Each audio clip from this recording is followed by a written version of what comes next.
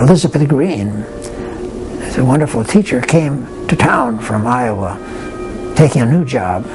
He was going to build a orchestra program in the public schools. There really wasn't one at all. And she came, and I was her first student here. She was the connection for Michael and Charles to go to New York to study with Ivan Galamian, who at that time was the greatest violin teacher in the world. My brother started studying with Galamian in the early days, late 40s, maybe 47 or something. And we didn't know Galamian, what that was, you know. Galamian was the lead violin teacher at Juilliard, and you know, really reached so many people. The key to teaching, in my opinion, as I say in my classes and everywhere, that you never take your eyes off the student at any time during a lesson. And particularly watch everything to the left hand. Everything. Occasionally you check out the right arm, so forth, position, but because anything that happens, if you're not on it instantly with your eyes and ears, you won't know what happened. So you have to see it. Now Galamian, that's where I learned it from him.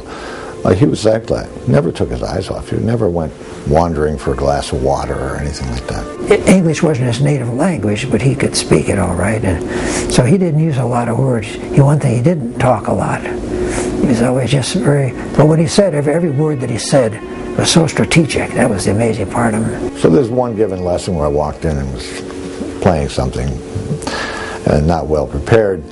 Galamian just quietly got up and went to the window to look out to the park. And then he turned back and came and sat down. That's all it took. I knew exactly what that meant. He didn't have to say, why didn't you work this week, or why didn't you do that? Teaching, for him, was his love. He liked it, had everything that he wanted. It was his domain. When you're in the studio with him, he was absolutely the king, you know, and nobody could, even other teachers, if they saw him, you know, they'd be in awe too. Charles and Michael were instrumental in the textbook that was written by Ivan Galamian, because it was all of their hands that are pictured in those books as young people. Would have never happened except for Elizabeth Green. Galamian didn't want to waste time sitting down and writing books. He would never have done it, all this knowledge that he had. And that's become one of the most important textbooks for violin teaching and playing of the 20th and 21st centuries. So they've been involved in the top end of the business since they were children.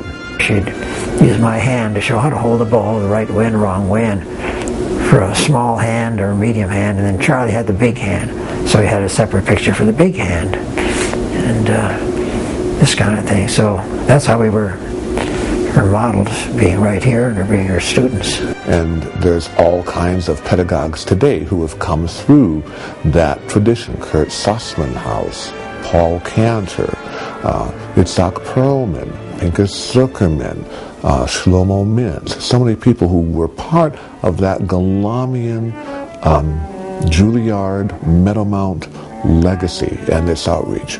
And Charles and Michael were there in the early phases of that. You go into his studio for a lesson, you'd play the best that you ever played somehow. You didn't go in, even they went in awe of him. It's not like you were shy or anything. He'd bring out the best in you, you know. After a lesson, you just felt great, you know, just treasure the lessons with him.